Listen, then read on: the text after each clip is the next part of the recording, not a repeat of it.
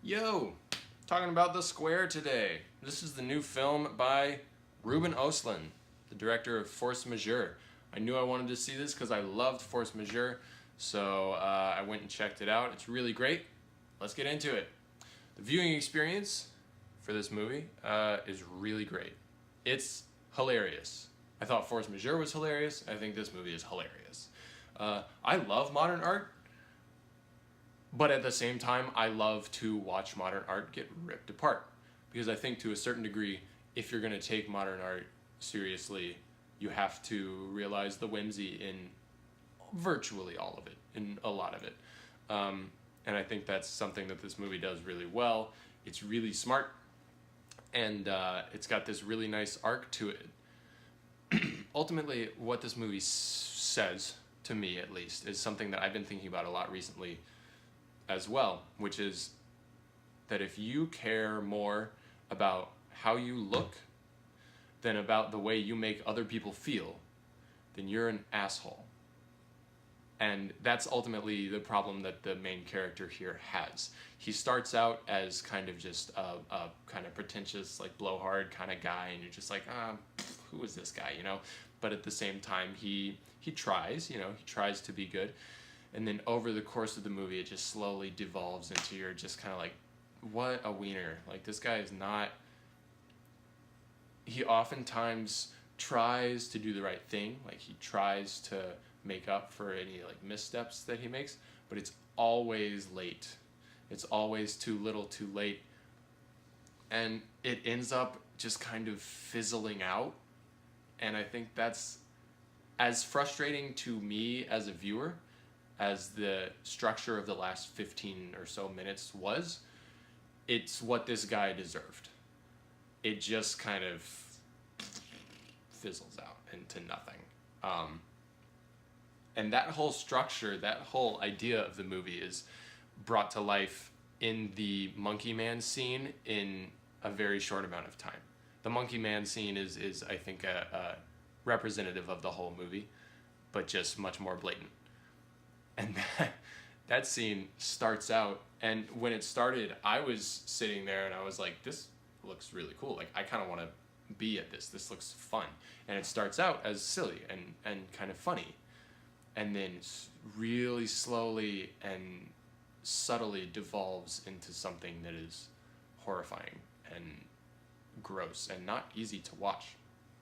It ultimately ends up turning into assault. And if that is what your work as an artist becomes, then it's not worth anything. It's a crime. And I think that's what the movie is saying. Obviously, they're not all that extreme, but I think it's good to keep modern art in check in this way and to not take it so seriously. Moving along, is it original? Oh yeah, very original. It's really rare that I see movies these days that give me this much to think about. Because there's all sorts of stuff going on here. The main thing, obviously, is about art, but it also talks about family relationships, and it talks about work relationships, and it talks about sex between men and women, and it's really fascinating.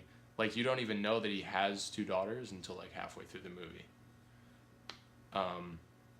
So it's very original. It's very European in that it's more about a person than it is about an event, I guess. I mean, yeah, there's an event structure to it, but it's more so just a character study on this guy.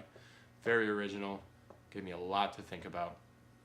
Moving on, talking about the acting. Very good. Really, really great acting. Elizabeth Moss is in it. She's not in a lot of it. I wish she was in more, because she is incredible. She's like maybe my favorite actress. She's so fantastic, and she's so funny in this. She's so funny. The way Elizabeth Moss sort of serves as, at least I think, what a lot of the audience will be thinking. She sort of serves as a mouthpiece for us to call this dude out on his bullshit. The main character, played by, I don't know how to pronounce this, Clace Bang. I don't know how to pronounce that. But he's also really, really good. He's really good at playing this guy that like is just like he's a total wiener, but he's got that just little something that makes you go like, I want you to be a good guy. Like I want you to be good, but you're like not there. But his performance is fantastic and truly shapes the entire film. He's really, really good. And all of the supporting cast is great as well. There's really no one that messes anything up for me. It's very good acting. The final point, the cinematography and the music. There's not much music to speak of. It's there's a little bit. The cinematography is amazing. It's really good. The whole movie is very clean, very funny.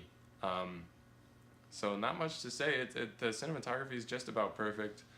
So yeah, this movie is really awesome. If you guys have some time, go check it out. A couple recommendations if you like it. It reminded me a lot of Paolo Sorrentino's recent films, The Great Beauty and Youth.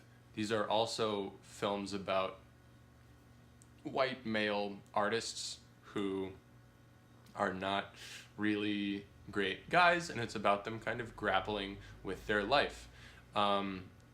I'm not a huge Sorrentino fan. I've been meaning to go backwards in his catalog and watch more of his older films, but those two are actually the only ones I've seen.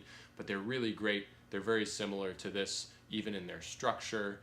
They're very European. Also, Birdman. If you haven't seen it, it's one of my favorite movies ever. It's very similar in how it talks about artists and ambition and integrity and the way that we treat others. So check those out. If you haven't, check out The Square. It's really fantastic. Can't recommend it enough. So I'll be back soon, guys. Thanks for watching.